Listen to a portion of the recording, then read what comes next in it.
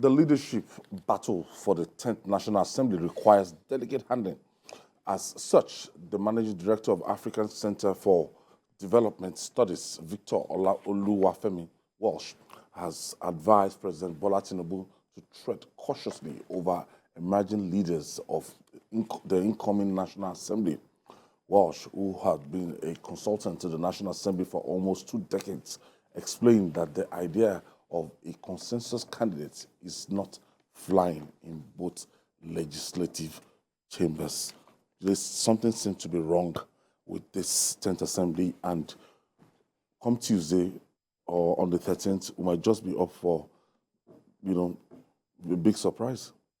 Yes, we should just zero our minds. We should prepare our minds for the possibility of the unexpected happening. We've been around with these people for some time, and we know that they are capable of springing surprises. And as usual, Bola Ahmed Tinubu is still meeting, as we speak, with individuals. He's met with some of the people contesting, especially in the House of Reps. Met one of them abroad. He's been meeting with them just to try and get their buy-in, because it's not good to go into that contest in a divided house. The point that Walsh is making is that there is no consensus. As we speak, if anyone tells you that there is consensus that this will be a smooth ride, that person is a liar, deceitful. Politicians will tell you, I'm on your side. Mm-hmm. You see a person smiling with you, he will not vote for you. Even in school, we did the student on politics. Yes. Now. We know how people, even here, in TVC here, the cooperative election here. Oh, that's where you know it was the first election that honestly in this company. And some of the things that happened, let me tell you, they mirror what happens outside on that bigger yes, scale. yes. Human beings will always be human beings. Thoroughly unreliable. They'll see you, hail you, Presido. But they will not vote for you. Election day. They will not vote for you. Some of them did not show up at all. See, I've seen, in Kaduna, there was an election. I was caretaker chairman of SWAN in Kaduna. Okay, sport writer. Yes, in 1992. And then we had election. We were to prepare for election just for a few weeks. And my own boss then contested. And everyone close to him that he asked will say, yes, I voted for you. I voted for you. I voted for you. At the time when the results were counted, he had only 2 votes. Which means his own vote and my vote. Because I know that I voted for him. So he had 2 votes. He must have voted for himself, and then he benefited from my own vote. Every other person, including people on our desk, they told him, no, we voted for you, sir. And he was already thinking he was going to win. How can a man with 2 votes? So let's not kid ourselves. Because you look at... You just hold your breath. Let's take this break. When we come back, we'll talk more. It's still journalist Tanga. We'll be right back after this time out. Please stay with us. Thank you for staying with us. So, Jude, we're looking at the National Assembly election that all is not well with this consensus candidate thing. That if... All is not well. You know, it's unfortunate when we bring people on TV to come and talk. This one will say, we have 170 votes. We have 260 supporters. Ayo. The good thing is that as journalists and the level to which we have done our work after all these years, we are able to have friends across the spectrum. And when politicians trust you, they give you information, you can cross to the other camp and still get some information. That's how sometimes we are able to say, okay, this is the way this Monitor election gauge the mood. Yes, that's how sometimes you're able to say with finality that this is the way this election will go. Some people will think that you do it with sentiment. Some people on their own, they can't do it without putting sentiment. That's why some people fought me when I said that Ashwaju will not win the presidential election in Sokoto and Kebbi. APC member, he said, what are you saying? You are saying rubbish. He didn't win those 2 states now in the end. So the way things are, it's not exactly the way supporters of those aspirants are sounding. Supporters of the aspirant will give you the impression that it's done and dusted. They know that you are not part of them. They believe that you will never be able to get information. But the truth is, there is no consensus. This man was perfectly right. No consensus in both houses. What needs to be done is for them to continue to engage. Maybe things will change. No consensus. Adodogwa was, I think it was in the papers today, still appealing to the G7, or is it G6 now, that they should not contest. We still have them in the race. People like Betara, people like Gagdi, people like Sada Soli. And all those They are still in the race, and that the man from Brini Magazine, Zamfara, I can't remember his name now. They are still in the race.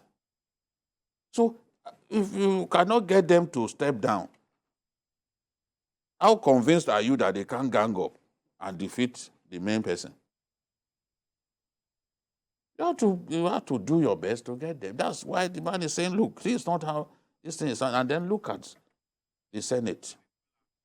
How come Yari, no one has been able to convince Yari that, look, stop this desire to be Senate president? Because the truth now is Yari is swinging people to his side. That is the truth. Ask any honest person in the Senate. He's swinging people to his side. I don't know how it's happening. So what's going on? And it was not like that in the beginning. All of a sudden. Yes, we're just seeing him. It's gathering momentum. Yes.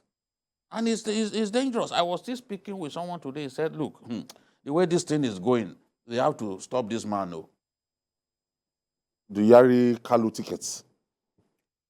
Yari, I don't even know whether it's Osita. Osita that he wants to take. I think it's closer to Osita. Osita than the can. Yeah. Yes, I think it's closer to Osita. You know, the retired journalist. So we don't know, but they need to work hard. That is the point that this person, I think this is the point that they should take from what this man is saying, that the president still has, if he wants them to support the choice of the party, there is still work to be done. Until Tuesday. That is the message. Okay, I have this caller from Lagos. Thank you for joining us.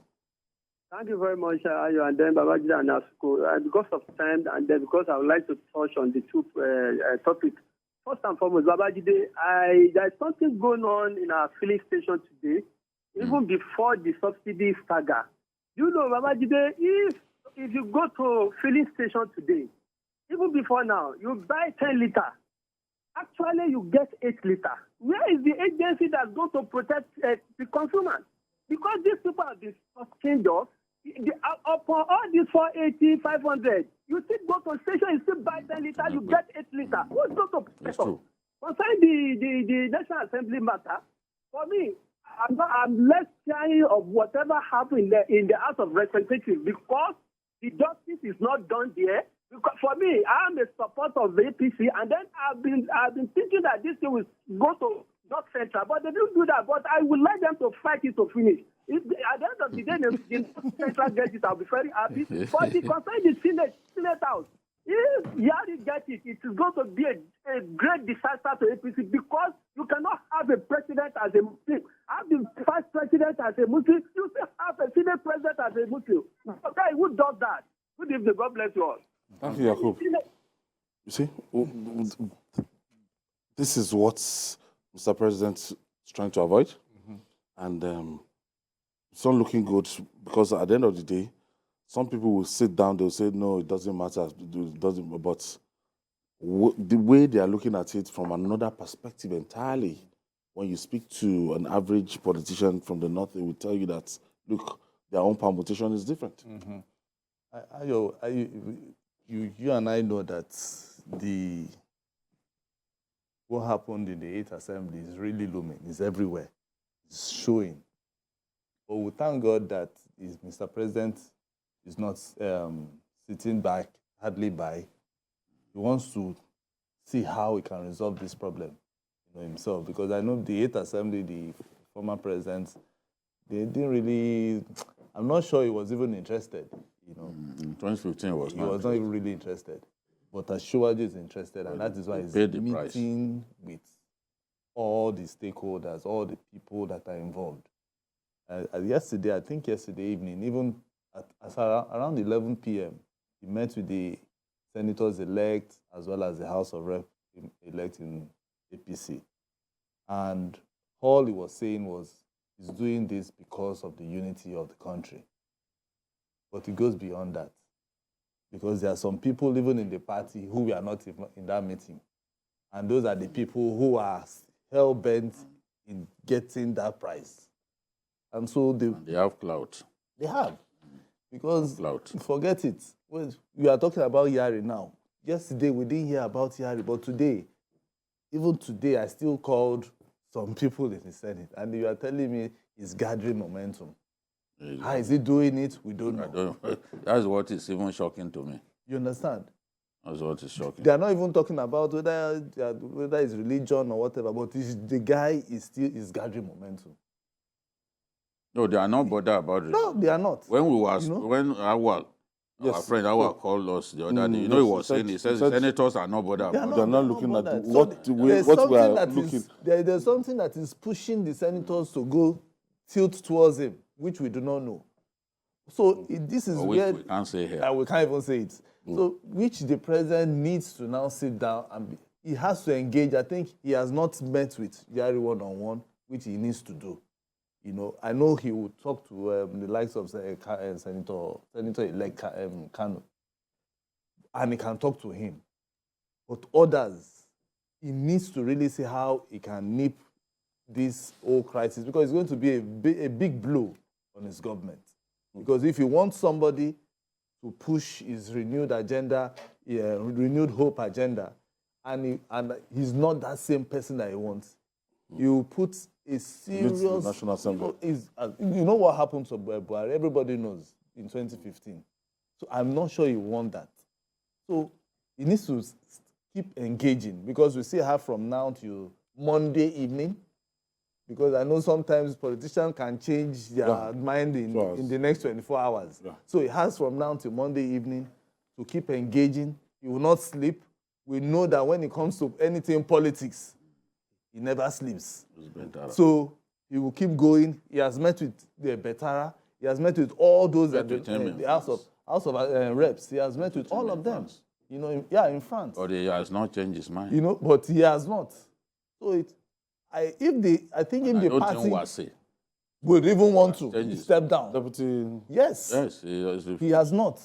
Gagdi has refused to step down. So you can see that even the G6, they are still there individually. None of them want to step down for another. I think they may. Maybe eventually maybe pick one person. They've been saying that, they will pick one person. And they will pick one person against the party's choice. Against the party. They are not going to all go into the contest. From the beginning, they made up their minds. And that will be a very big minus for the party. So they need to sit down. So they must stop the gang up against the choice of the party. They must stop that from happening, because if that happens, it will be embarrassing. Such a bad president.